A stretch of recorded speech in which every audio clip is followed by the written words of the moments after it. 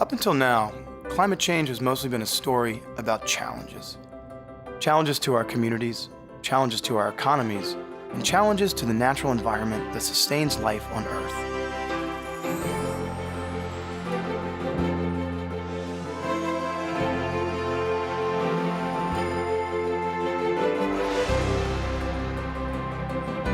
But with challenge comes opportunity. Opportunities to live and work more sustainably. Opportunities to transform economies. And opportunities to shift to a low-carbon, climate-resilient future. But here's something that might surprise you. Action on climate change is not some far-off event. There is an enormous groundswell of action already underway to fight climate change. It's happening right now, all over the world. That's why climate change is also a story about hope. There are thousands of examples of people taking action to address climate change. We wanted to take a closer look at some of these people.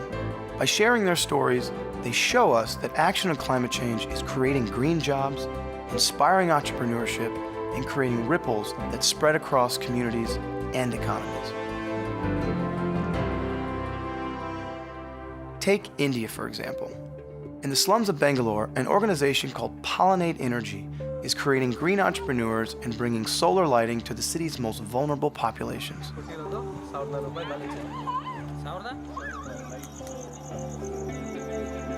At Pollinate Energy, we're a social business that improves the lives of India's urban poor. We do this by providing them with access to clean energy technologies.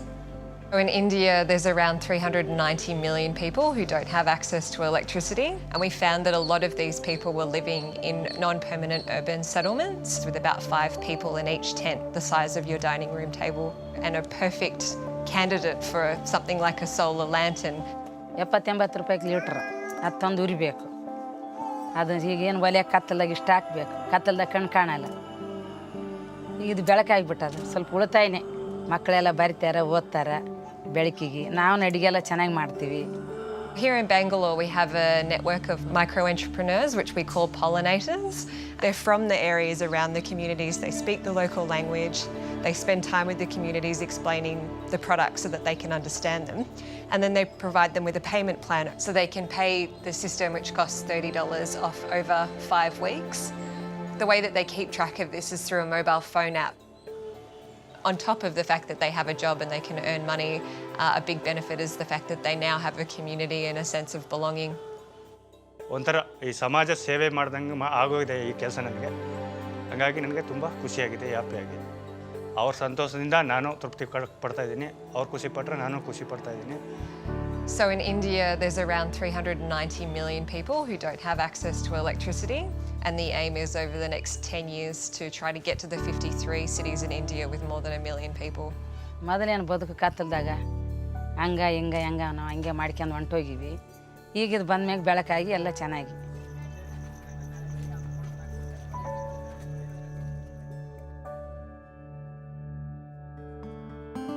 Green entrepreneurship is the key to shifting to a green economy. In Ghana, green entrepreneurship is being propelled by women's leadership. The Bamboo Bikes initiative is building not only cleaner transportation options for Ghanaians, but building careers for rural women as well. Bamboo Bikes is training girls in clean jobs and reducing carbon emission. We started as a women initiative. We are 3 women, and we got to know that women at the deprived communities they are suffering, especially in terms of economic empowerment. But they can use the natural resources within their villages or their communities to come out with projects that will really help them. So we are training them on how to build a bamboo bicycle. You know, bamboo bicycle doesn't produce a lot of carbon emission. It's a carbon zero because bamboo contains a lot of oxygen that balances carbon dioxide. The first step is we take you through the plantation, through on how to harvest the bamboo. Then after we take you to the workshop, we take you through a whole lot of process. At least should be 5 to 6 months. You should come out, you should produce as a prototype. I love everything about the initiative because after school I was just in the house, I had nothing to do. But when I became part of it, I helped mommy buy 1 or 2 things to sponsor my sister's school fees.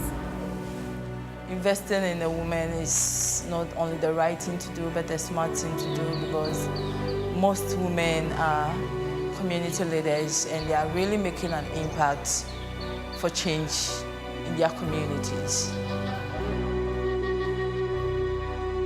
In the last few years, we've seen unprecedented leadership by women who are rising to meet the climate challenge.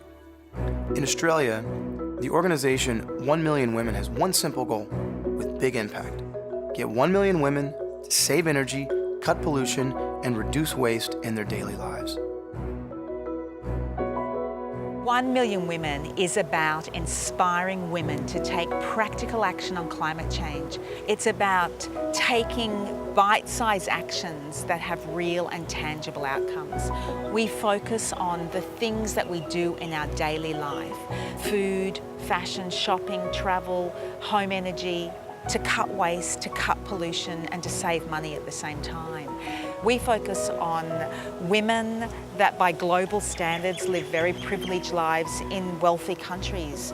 We do events. We have a really big social media program. And we're sharing stories, we're sharing experiences, and then you know that you're not alone. And the website is a wonderful way to do it, and Facebook, because it can literally be the women of the world doing this. And that's really powerful when you know that you are part of a much bigger movement for change. We talk about things like how we're driving less, how we are managing our transportation so that we are able to drive less, how we're aware of the pressure to consume and trying to reduce the impact of that pressure to consume. Things like shopping local and in season, so you can actually use your money more wisely. So all of us have a choice when we have a $20 bill in our hands, that we can actually choose to use that money for the good of the planet, or we can choose to harm the planet. And it is not that difficult a choice.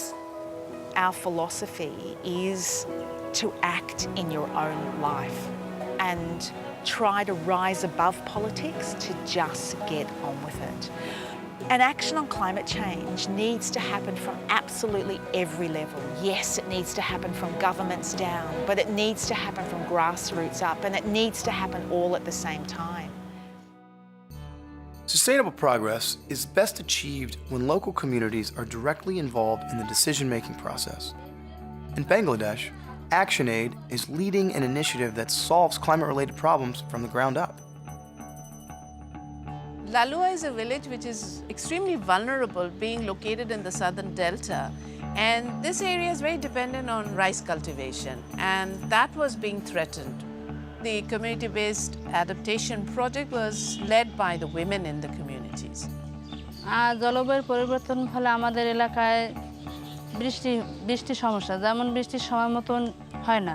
They have to address erosion, they have to address salinity, and they have to address the frequent floods and cyclones. গণগবেষণা ঘরে বসে আমরা নারীরা বসে আলোচনা করি যে আমাদের এলাকায় কি সমস্যা হইতেছে। অবগত করার ফলে এগুলো আমরা সমাধানের চেষ্টা করি যে কোথায় গেলে এগুলো সমাধান পাবো। The community for the first time realized that actually women could play this role, and the women started doing an assessment and come up with practical solution to address their problems. কাজ করছি, যেমন পুকুরে পার উঁচু করছি, মিষ্টি পানি সারা বছর ধরে যে রান্নাবান্না কাজ করতে পারি। তারপর আর মিষ্টি পানি সংরক্ষণের জন্য সুলিজগিরের মুখে বাদ দিছি রবি শস্য কৃষি কাজ করার জন্য।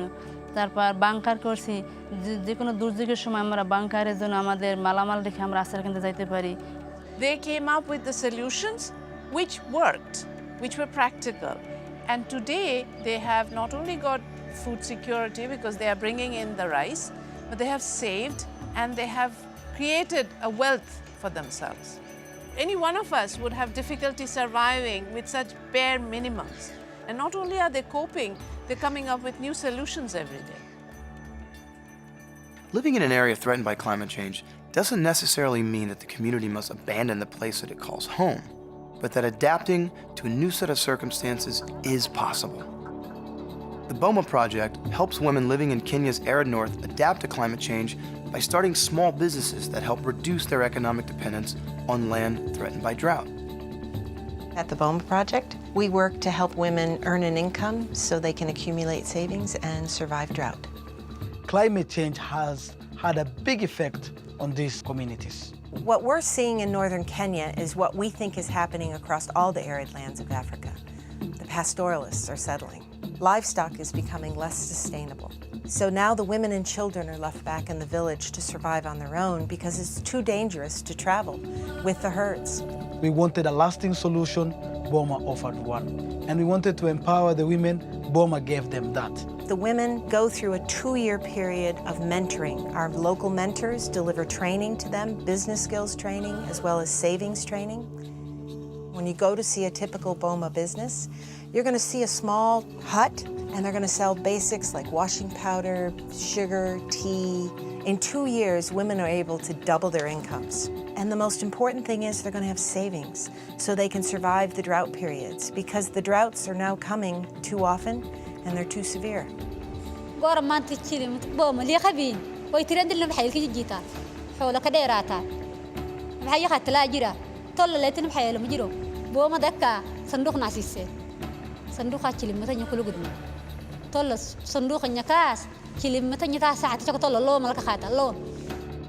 And that's the whole goal of this program. We're graduating women from extreme poverty so that they can better withstand the shocks like climate change. From the most vulnerable populations often come the most innovative ideas. In Ghana, an organization called Recycle Not Waste employs the disadvantaged in poor urban communities to turn recyclable waste into eco-friendly goods. RECNOA makes you think before you throw your waste away. One of our main projects is working with women groups. So what we did was that we took them through 3 months training on how to make beads from plastic waste. Old cassette tapes, old plastic in general. And what they do is that they melt them and then mold them into different shapes of beads. And then they sell it to the general public. They also give beads in single sessions to other people who would want to use it for different purposes.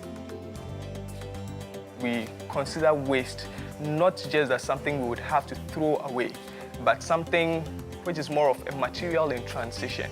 With the plastic furniture, for instance, one single armchair could have about 400 to 500 bottles. That means that it's about 400, 500 bottles taken away from their dump sites.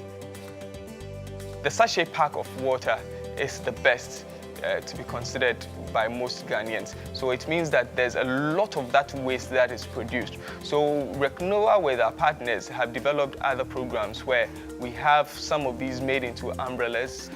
We've made raincoats out of that. We've made school bags, career bags for school children, and a whole other things we try to develop. Even though the urban poor are probably not employed, they are very creative people.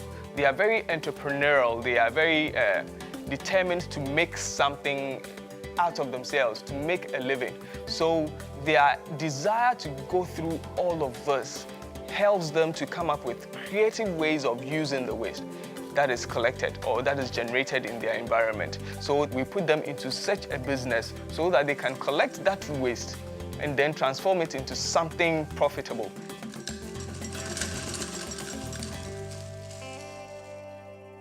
Taking action on climate change involves all aspects of our lives, especially how we use energy in our homes. Governments, too, have a role to play in residential energy use. In Mexico, the government has partnered with international development banks to encourage housing developers to build homes designed to decrease our carbon footprint before we even step out the door. In the case of EcoCasa, we found, together with our partners, that the best way was to offer concessional bridge loans to developers that have a housing project that meets a certain level of emission reductions. The case of Mexico is particularly relevant because we can see these innovations happening in low-income housing.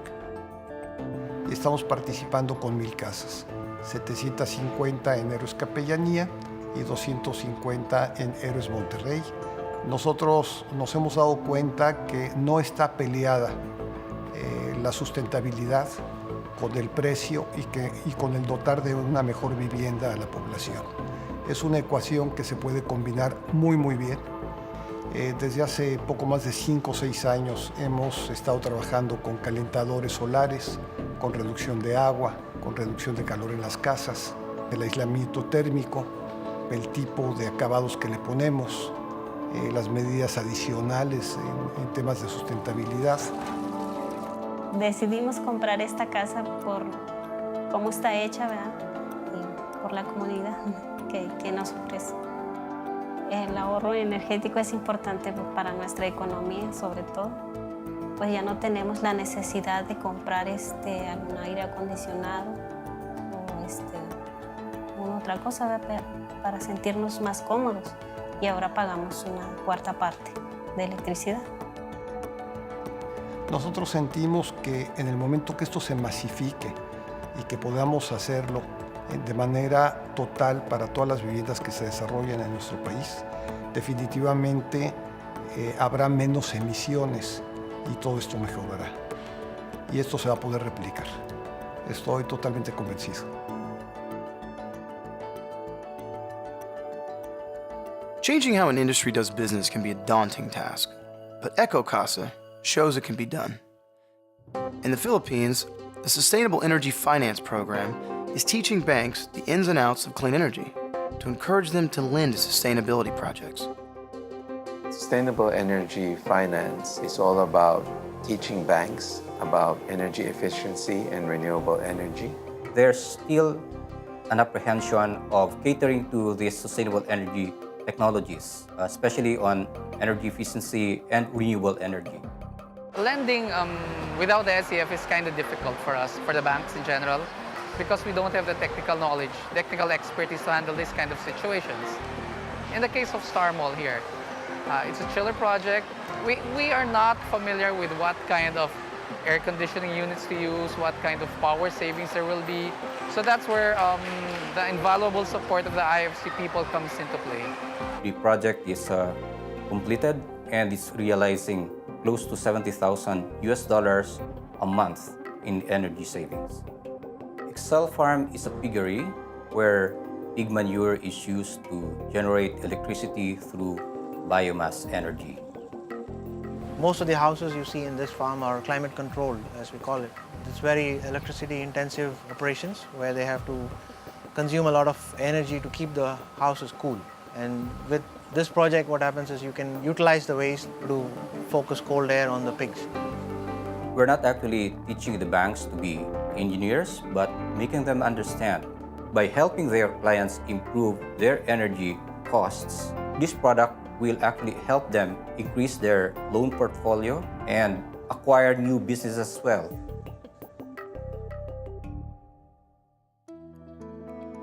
The role of governments in taking action on climate change isn't just policy-oriented. They can provide incentives to businesses and citizens to act sustainably as well. In China, the Clean Development Mechanism Fund is a national climate fund that leverages private sector investment in clean energy projects and supports low-carbon growth across the country.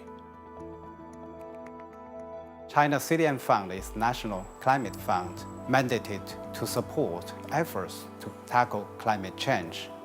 It ensures that a large portion of revenues from international CDM transactions can be reused to support low-carbon development in China. The fund acts as seed money and bridges public and private partners. It will also help introduce innovative tools and spark great ideas. Under the Chui Jiangsu project, we have issued 6 loans. The total number is 125 million RMB. 整个5000万贷款呢，解决了我们整个建设过程中的一些固定资产投资问题，是吧？有力的支持了这个项目，是吧？